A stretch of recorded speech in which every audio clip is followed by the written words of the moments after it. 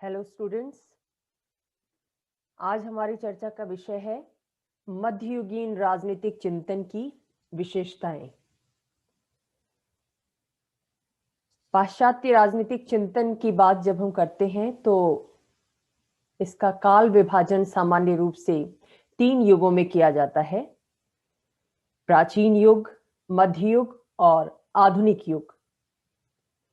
प्राचीन राजनीतिक विचारकों में प्लेटो, एरिस्टोटल जो यूनानी विचारक हैं, और रोमन विचारक सिसरो प्रमुख हैं।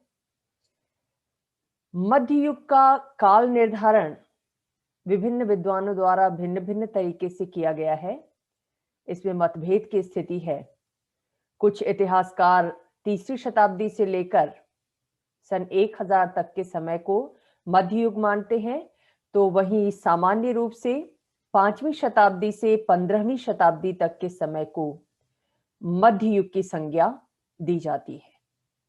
जहां तक इस युग में राजनीतिक चिंतन के विकास का प्रश्न है, ये माना जाता है कि मध्य युग में प्राचीन युग के समान कोई व्यवस्थित राजनीतिक चिंतन नहीं हुआ, और न ही उस समय जो यूरोप के विभिन्न विश्वविद्यालय थे, उन विश्वविद्यालयों में राजनीतिक दर्शन जैसा कोई पाठ्यक्रम ही शामिल किया गया था। तो मध्य युग में जो कुछ भी राजनीतिक विचार हमें देखने को मिलते हैं, वो या तो स्कॉलिस्टिक संप्रदाय के विचारों में मिलते हैं। स्कॉलिस्टिक संप्रदाय विचारकों का वो वर्ग था जो विश्वविद्यालय या स्कूली शिक्षा से जुड़े हुए थे, और इन विद्वानों की जो चिंतन पद्धति थी वो ज्यादातर वाद विवाद पर आधारित थी, या प्राचीन जो कुछ यूनानी राजनीतिक विचार मिलते हैं उन पर टिप्पणियां की जाती थी, इनके द्वारा विश्लेषण किया जाता था। और यही वजह है कि हम इस युग में अरस्तु की पुस्तक पॉलिटिक्स पर कमेंट्री या टिप्पणी लिखा हुआ पाते हैं। ईसाई धर्म ग्रंथ बाइबल भी इस युग में राजनीतिक चिंतन का एक महत्वपूर्ण स्रोत बनी, क्योंकि बाइबल में ये कहा गया कि हर तरह की जो शक्ति होती है, उस शक्ति के प्रति आम जनता की आज्ञाकारिता आवश्यक है, स्वाभाविक है।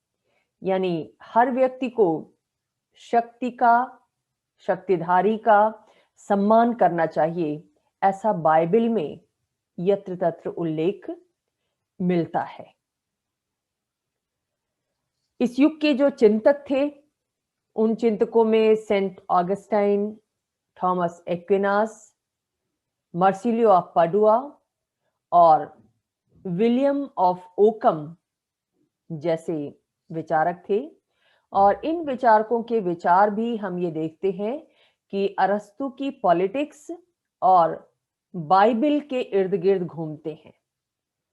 यानी कोई मौलिक चिंतन इस युग में नहीं किया गया। जो पुराना चिंतन था या जो धर्म ग्रंथ में वर्णित चिंतन था, उसी चिंतन पर या तो टिप्पणियां की गई या उनका समर्थन किया गया। और बेसिकली ये युग धर्म प्रधान युग था। जीवन के सभी क्षेत्रों पर धर्म का प्रभाव था, क्रिश्चियनिटी का प्रभाव था, ईसाई धर्म का प्रभाव था, और इसीलिए सामान्य रूप से मध्य युग को अज्ञानता और अंधविश्वास पर आधारित अंधकार युग की संज्ञा दी जाती है। प्रोफेसर डनिंग ने इसको अराजनीतिक युग कहा है, क्योंकि राजनीतिक चिंतन की दृष्टि से इस युग में ज्यादा कुछ नया नहीं सोचा गया, नहीं विचारा गया।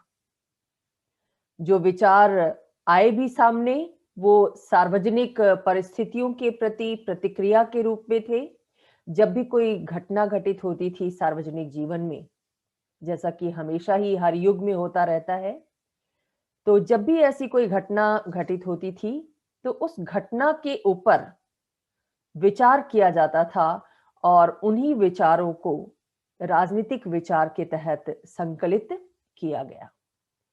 जैसे उस युग में चर्च और राज्य की सत्ता को लेकर बहुत ज्यादा संघर्ष देखने को मिला। तो इस संघर्ष में जो विचारक मध्य युग के थे, उन्होंने कभी चर्च का समर्थन किया तो कभी राज्य की सत्ता का समर्थन किया। तो इस तरह से मध्य युग में कोई मौलिक राजनीतिक दर्शन उस रूप में नहीं पाया जाता है जैसा कि हम प्राचीन युग में यूनानी चिंतन में देखने को हमें मिलता है। हालांकि समय बीतने के साथ साथ मध्य युग के राजनीतिक चिंतन का नए सिरे से विश्लेषण किया गया। खासतौर से 19वीं और 20वीं शताब्दी में कई यूरोपीय विचारकों ने, जैसे टर्नी, स्किनर, पेनिंगटन और हैंसन, इन विचारकों ने मध्य युग के राजनीतिक चिंतन का जब नए सिरे से विश्लेषण किया तो ये स्थापित करने का प्रयास किया है कि मध्य युग को अंधकार युग कहना उचित नहीं है और राजनीतिक युग कहना उचित नहीं है। क्यों? क्योंकि मध्य युग के प्रारंभ में कई ऐसे राजनीतिक विचार देखने को मिलते हैं जो आधुनिक राजनीतिक चिंतन का आधार बने, जैसे मानववाद की धारणा, संविधानवाद की धारणा, मर्यादित शासन की धारणा, जन संप्रभुता का विचार आदि। तो मध्य युग का जो पतन था वो मध्य युग के लास्ट में हुआ। शुरुआती दौर में मध्य युग राजनीतिक चिंतन की दृष्टि से, विचार की दृष्टि से समृद्ध था, ऐसा इन विचारकों की मान्यता है। और ये कहते हैं कि मानव सभ्यता का इतिहास निरंतर प्रगति का इतिहास है। इस इतिहास में कुछ दौर ऐसा हो सकता है कि जब पतन की तरफ गया हो मनुष्य, लेकिन आमतौर पर इतिहास का विकास प्रगति की तरफ हुआ है। और इस प्रगति में मध्य युग का भी योगदान है। खासतौर से प्रारंभिक मध्य युग, प्राचीन युग के बाद जो मध्य युग शुरू हुआ, उस दौर में बहुत सारे ऐसे विचार बीज रूप में हमें देखने को मिलते हैं जो आगे चलकर आधुनिक राजनीतिक चिंतन का आधार बने। तो इन विचारकों के विश्लेषणों के आधार पर और मध्ययुगीन प्रवृत्तियों के आधार पर हम मध्ययुग के राजनीतिक चिंतन की कुछ विशेषताएं देख सकते हैं। जैसे पहली विशेषता जो इस युग के राजनीतिक चिंतन में उभर कर सामने आती है वो है सार्वभौमिक वैश्विक समाज की धारणा। आप जानते हैं कि आज का दौर वैश्वीकरण का दौर है, जिसके अंतर्गत ये माना जा रहा है कि पूरी दुनिया एक वैश्विक गांव है। धरती पर रहने वाला हर मनुष्य और इस धरती पर स्थापित सभी राज्य एक दूसरे से संबद्ध हैं। कोई राज्य या कोई व्यक्ति अकेला रहकर जीवन नहीं व्यतीत कर सकता।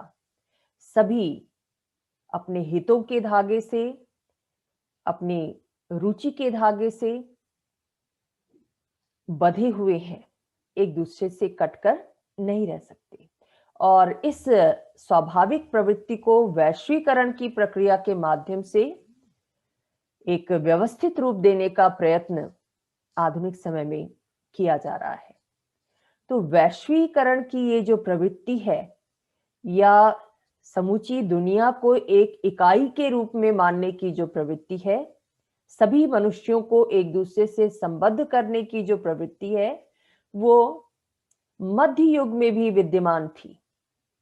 कैसे विद्यमान थी कि इस युग में चूंकि ईसाई धर्म की प्रबलता थी, ज्यादातर यूरोपियन राष्ट्र ईसाई धर्मावलंबी थे, और इस धर्म के प्रभाव स्वरूप ये कल्पना की जाती थी इस युग के विचारकों के द्वारा कि दुनिया में एक वैश्विक ईसाई राज्य की स्थापना होगी, जिस ईसाई राज्य में सभी मनुष्य आपसी भाईचारे की भावना के आधार पर रहेंगे।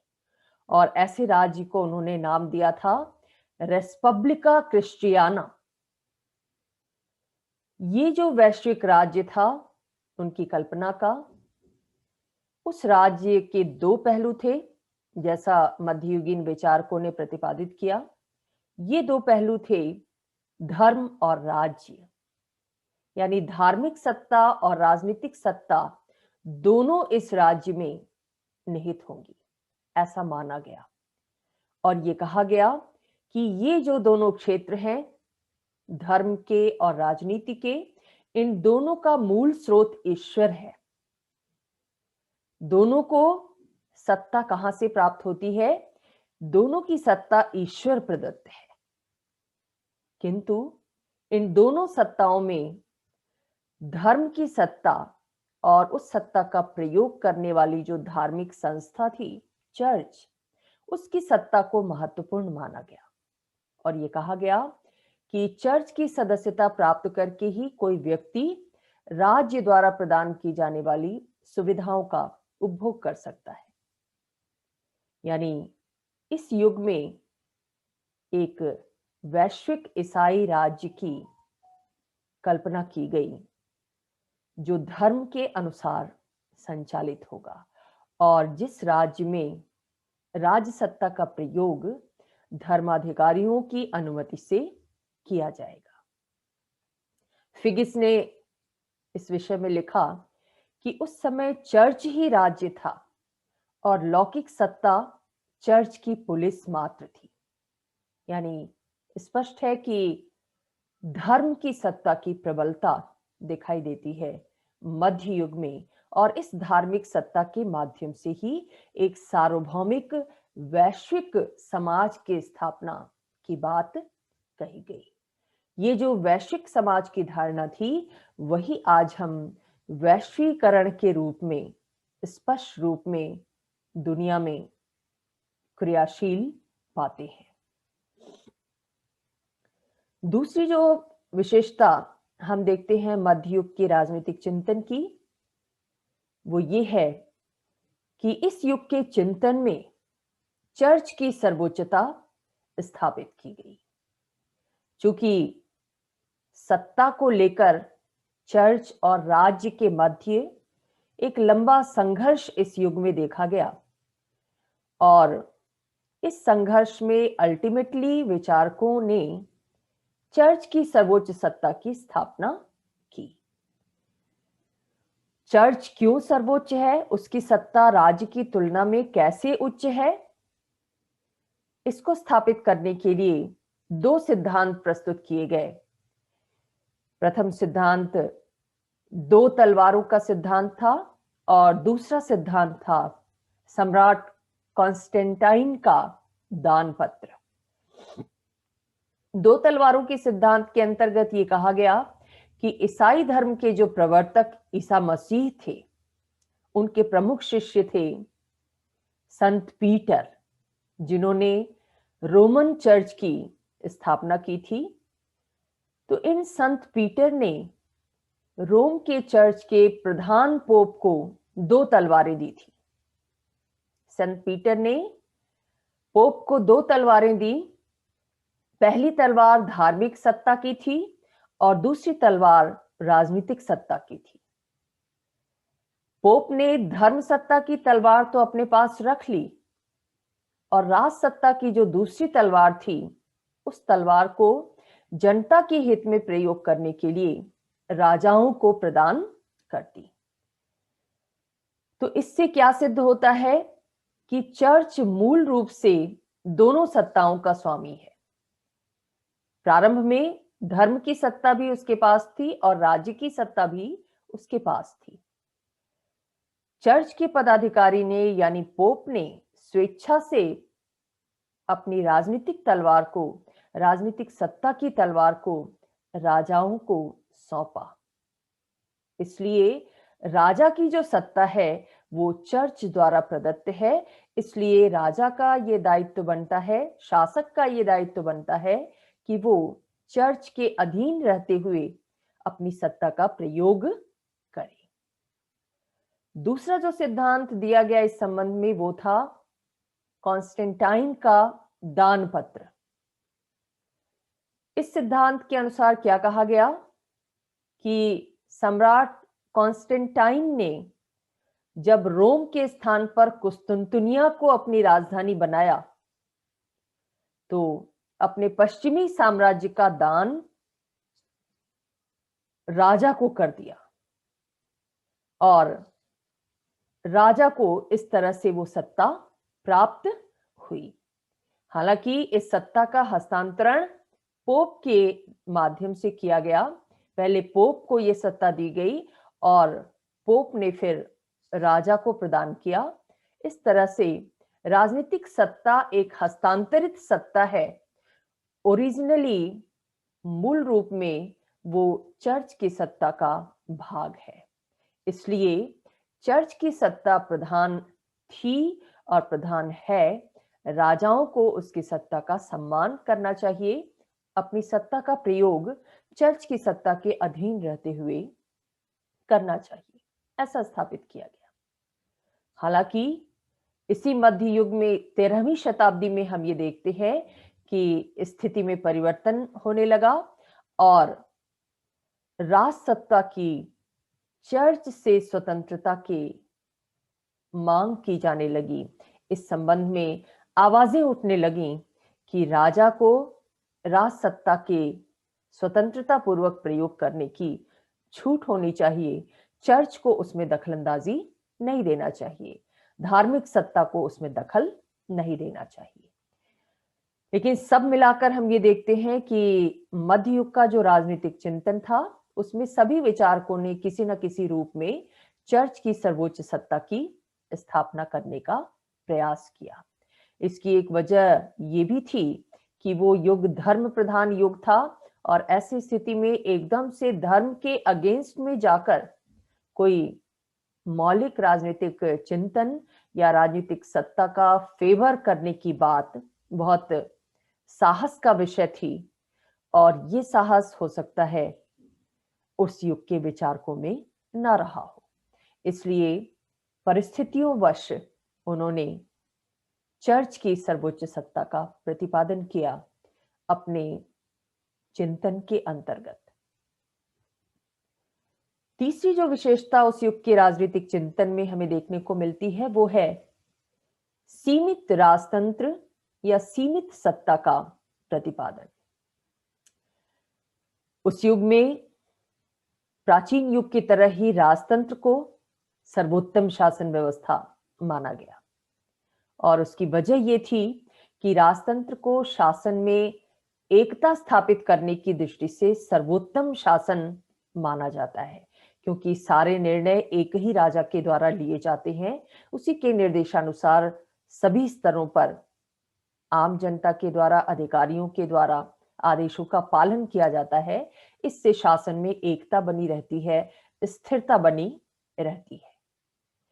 सभी की भक्ति एक ही राजा के प्रति होती है और इसके पीछे तर्क ये दिया जाता था कि समाज भी एक शरीर की भांति है। जैसे शरीर में सत्ता का केंद्र एक होता है,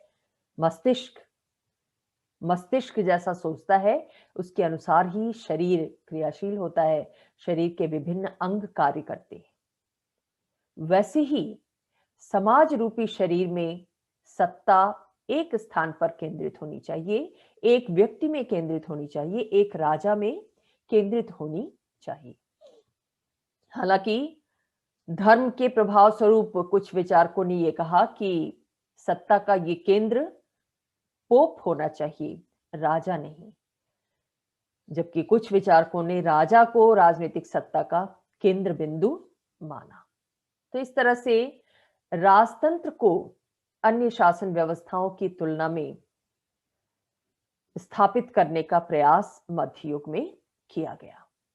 लेकिन दिलचस्प बात यह थी कि राजतंत्र को महत्व प्रदान करने के बावजूद इस युग में राजा की निरंकुश सत्ता का प्रतिपादन नहीं किया गया। राजा निरंकुश नहीं हो सकता था क्योंकि उसकी सत्ता पर बहुत सारी मर्यादाएं थी। पहली मर्यादा क्या थी कि राजा के द्वारा जब सत्ता ग्रहण की जाती थी, उसका राज्याभिषेक होता था, तो उस समय उसके द्वारा प्रजा की रक्षा के लिए शपथ ली जाती थी, प्रतिज्ञा की जाती थी। प्राचीन भारतीय धर्म ग्रंथों में भी हम ये पाते हैं कि प्रजा के रक्षण के धर्म को राजा का सर्वश्रेष्ठ धर्म माना गया और राजा अपने इस धर्म से आजीवन मर्यादित रहता था। प्रजा सुखे सुखम राज्ञ प्रजा नाम च हिते हितम, इस तरह की बात प्राचीन भारत में की गई। तो मध्य युग में भी यूरोप का जो राजनीतिक चिंतन था उसमें भी इस बात का प्रतिपादन किया गया कि राजा या राजतंत्र भले ही सर्वश्रेष्ठ व्यवस्था है, राजा के हाथ में शक्ति केंद्रित है, राजनीतिक सत्ता केंद्रित है, लेकिन वो सत्ता निरंकुश नहीं हो सकती। राजा को कई मर्यादाओं के तहत रहते हुए कार्य करना होता है या उसे करना चाहिए। तो पहली मर्यादा उस पर थी कि वो जो प्रतिज्ञा लेता था अपने राज्याभिषेक के समय, उस प्रतिज्ञा से आजीवन बंधा रहता था। दूसरी मर्यादा ये थी कि राजा को सिर्फ कानून की घोषणा करने का अधिकार प्राप्त था। कानून असल में उस युग में भी प्रथाओं और परंपराओं के रूप में मौजूद थे और राजा का काम केवल उन प्रथाओं और परंपराओं को कानूनी मान्यता प्रदान करना था और चाहकर भी राजा उन रीति रिवाजों का, उन परंपराओं का उल्लंघन नहीं कर सकता था। और तीसरी जो मर्यादा थी उसकी सत्ता पर, वो थी सामंतवादी व्यवस्था। सामंतवादी व्यवस्था के अंतर्गत हम ये देखते हैं कि शक्ति की एक हायरार्की, एक पद सोपान, एक स्तरीकृत व्यवस्था पाई जाती है जिसके शीर्ष पर राजा हुआ करता था और उसके नीचे प्रधान सामंत हुआ करते थे, फिर उसके नीचे कुछ छोटे सामंत हुआ करते थे और आधार में बिल्कुल कौन था? किसान था। जिस किसान को भूमि पर कार्य करने के लिए दिया जाता था, लेकिन वो उस भूमि का मालिक नहीं था। आमतौर पर इतिहास में सामंतवादी व्यवस्था का जब विश्लेषण किया जाता है तो ये कहा जाता है कि ये व्यवस्था निहायत शोषण पर आधारित थी, क्योंकि इसमें निचले स्तर पर जो किसान कार्यरत थे, जिन्हें कई बार भूदास कहा जाता है, अर्धसर्फ कहा जाता है, उनका शोषण ऊपर के सामंतों के द्वारा, लॉर्ड्स के द्वारा, नाइट्स के द्वारा किया जाता था। ये सामंतवादी व्यवस्था दुनिया भर में कायम रही मध्य युग में। सामंतवादी व्यवस्था को शोषणकारी मानते हुए इसको नजरअंदाज किया जाता है और आधुनिक युग में अगर इसका कोई अवशेष दिखाई देता है तो उसको भी निंदनीय बताया जाता है, उसकी निंदा की जाती है। लेकिन विश्लेषण करने पर यह पता चलता है कि इस सामंतवादी युग की भी एक खासियत थी, इस सामंतवादी व्यवस्था का भी एक लाभ था और वो लाभ क्या था कि सत्ता कभी भी अमर्यादित नहीं हो पाती थी। खासतौर से शीर्ष स्तर पर जो राजा बैठता था, जिसके हाथ में राजनीतिक सत्ता थी, उसकी सत्ता तो हरगिज भी निरंकुश नहीं हो सकती थी, क्योंकि उसकी सत्ता पर सामंतों की मर्यादा थी। राजा जो अधिकार सामंतों को प्रदान कर देता था एक समझौते के तहत कि इतनी भूमि हम आपको दे रहे हैं, बदले में आपसे राजभक्ति चाहेंगे और जब कभी भी सहयोग की जरूरत होगी आप सैनिक और असैनिक सहयोग हमारे साथ करेंगे। तो ये जो समझौते पर आधारित सामंतवादी व्यवस्था थी, इस व्यवस्था के अंतर्गत राजा की सत्ता मर्यादित हो जाती थी, क्योंकि राजा को सामंतों को दिए गए अधिकारों का सम्मान करना पड़ता था। हर लेवल पर जो सत्ता का विभाजन होता था सामंती व्यवस्था के अंतर्गत, राजा से नीचे बड़ा सामंत, उसके नीचे छोटा सामंत और सबसे नीचे किसान।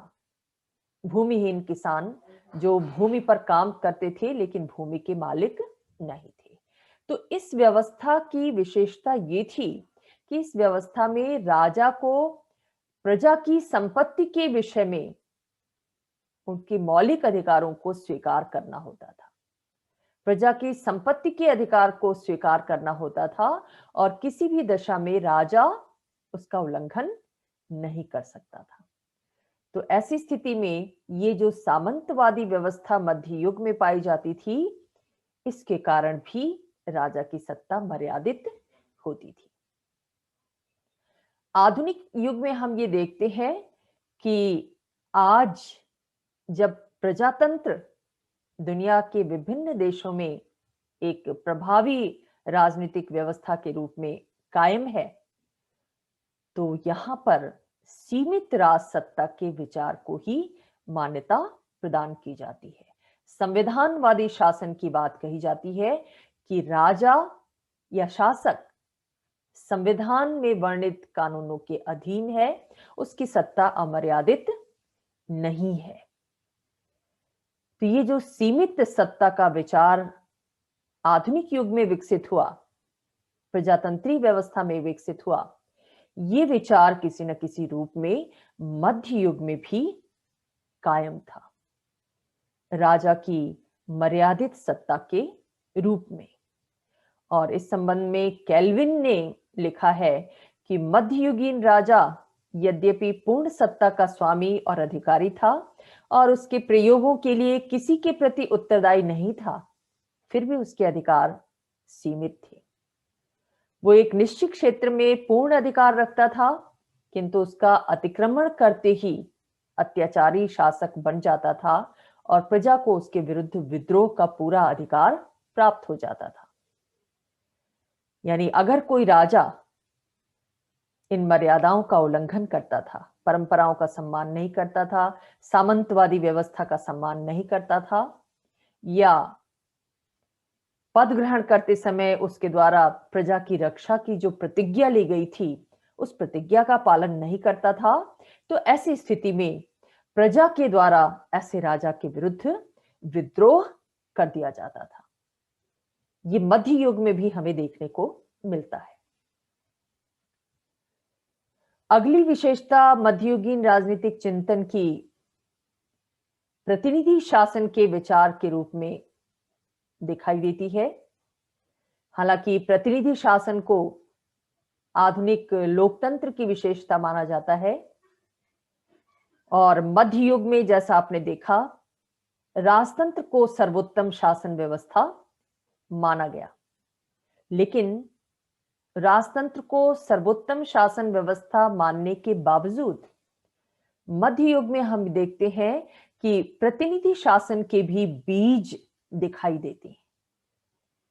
जैसे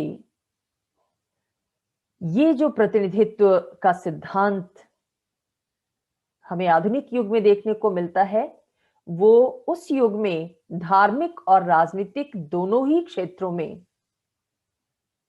प्रचलित था। चूंकि धर्म की सत्ता प्रधान थी, राज्य की तुलना में चर्च को ज्यादा महत्व दिया गया था धार्मिक संस्था होने के कारण। लेकिन ना तो चर्च की सत्ता अमर्यादित थी और न ही राजा की सत्ता अमर्यादित थी, क्योंकि दोनों के ही पद ग्रहण का आधार प्रतिनिधित्व का सिद्धांत था। जो पोप था, जो चर्च का धर्माधिकारी था, उसका निर्वाचन होता था और उसका निर्वाचन रोम में जो बहुत सारी चर्च थी, उन चर्च के कार्डिनलों के मंडल के द्वारा किया जाता था। विभिन्न चर्चों के प्रधानों को मिलाकर एक परिषद बनाई गई थी और वो परिषद ही रोम के प्रधान चर्च के पोप को निर्वाचित करती थी। पोप अपने आप अपनी सत्ता प्राप्त नहीं करता था, बल्कि उसकी सत्ता का आधार अन्य चर्चों के पदाधिकारियों द्वारा निर्वाचन किया जाना था। आधुनिक युग में भी हम देखते हैं कि जो शासक हैं वो अपना पद निर्वाचन के आधार पर धारण करते हैं। दूसरी तरफ हम ये देखते हैं कि उस युग में जो चर्च का प्रधान पोप था, वो अपनी सत्ता का प्रयोग अपनी इच्छा के अनुसार ना करके चर्च के जो पादरी होते थे, उनकी जो परिषद होती थी, उस परिषद की इच्छा के अनुसार ही कर सकता था। आज भी हम ये देखते हैं कि जो प्रधानमंत्री है या जो मंत्रिमंडल है या अमेरिका जैसे देश में राष्ट्रपति है, वो जनप्रतिनिधियों की जो संस्था है, विधानमंडल, उसकी इच्छा को ध्यान में रखते हुए अपनी सत्ता का प्रयोग करते हैं। संसद में जनप्रतिनिधि निर्वाचित होकर बैठते हैं और इन जनप्रतिनिधियों को महत्व प्रदान किया जाता है शासन संबंधी किसी भी निर्णय को करते समय। तो ये जो निर्वाचन और प्रतिनिधित्व और उत्तरदायित्व की व्यवस्था आधुनिक युग में हम देखते हैं, वो किसी न किसी रूप में मध्य युग में भी थी। चूंकि धर्म की सत्ता प्रधान थी, इसलिए वो धार्मिक संस्थान में भी दिखाई देती है और राजनीतिक सत्ता का प्रयोग करने वालों में भी दिखाई देती है। तो पोप जो था, उसका चुनाव होता था और वो अपनी सत्ता का प्रयोग चर्च के पादरियों की परिषद की इच्छा के अनुसार ही कर सकता था। और अगर कोई पोप ऐसा नहीं करता था, तो उस पर अनुत्तरदायी और धर्म भ्रष्ट होने का आरोप लगाकर पदच्युत किया जा सकता था।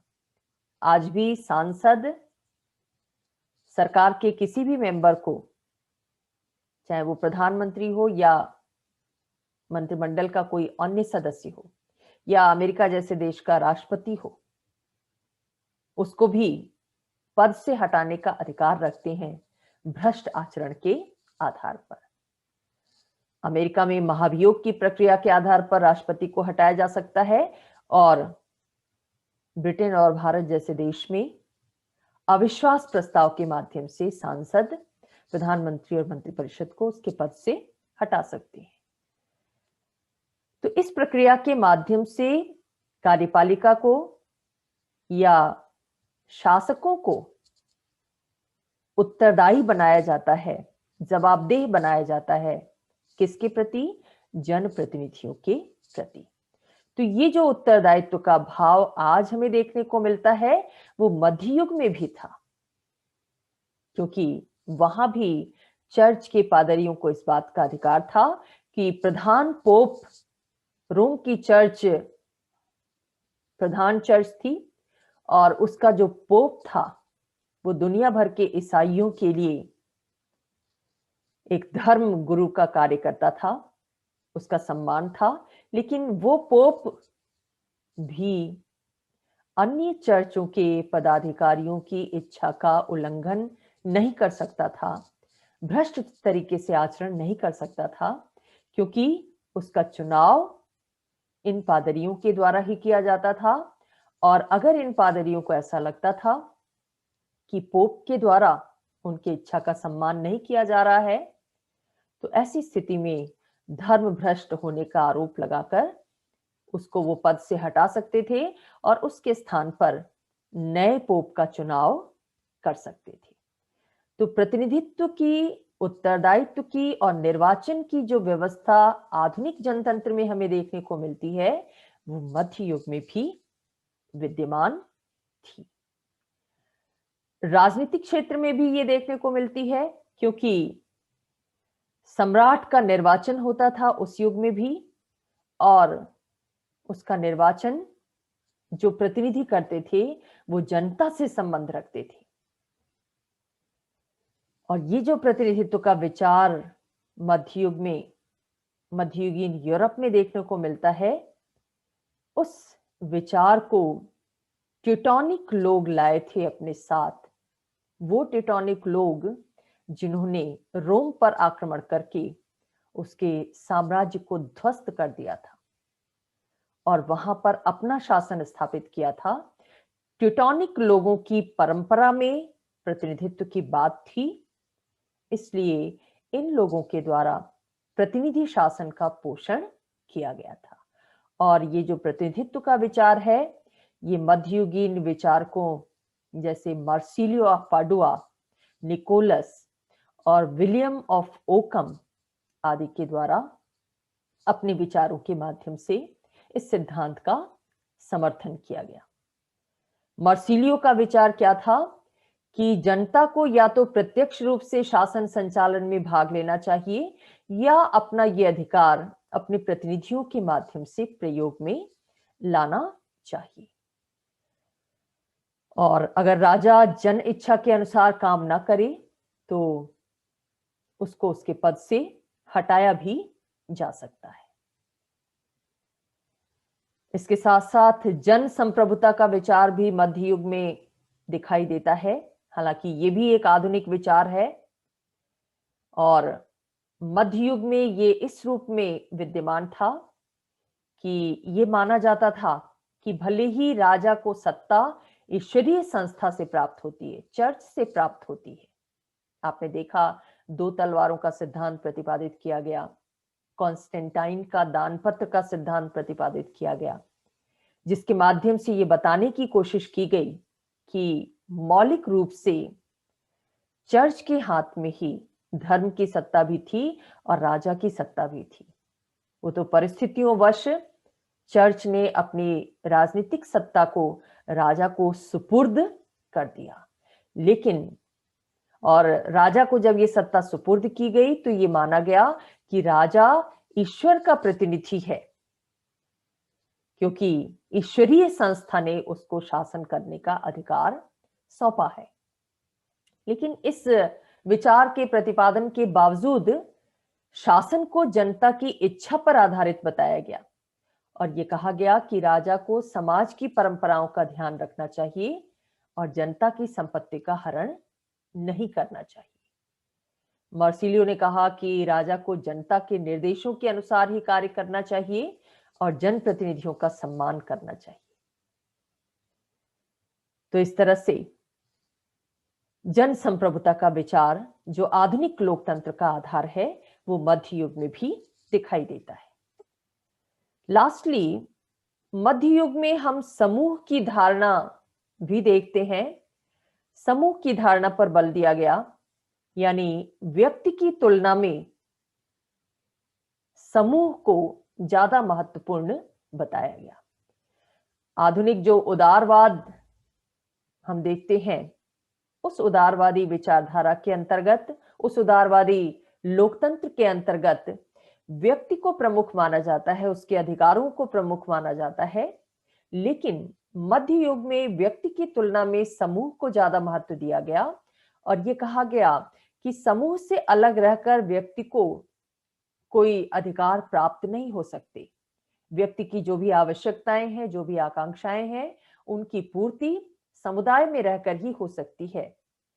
और इसलिए समाज में जो महत्वपूर्ण समुदाय विद्यमान हैं, उस समय जो विद्यमान थे मध्य युग में, जैसे ईसाई मठ, परिव्राजक संघ, सन्यासियों का संघ, बहुत सारी आर्थिक श्रेणियां थी, कम्यून थे, तो इन समूहों को महत्व दिया जाना चाहिए, इनके महत्व को स्वीकार किया जाना चाहिए और हर व्यक्ति को इन संस्थाओं का सदस्य बनना चाहिए, क्योंकि इनसे पृथक रहकर अकेले व्यक्ति अपने जीवन का विकास नहीं कर सकता, अपनी आवश्यकताओं की पूर्ति नहीं कर सकता।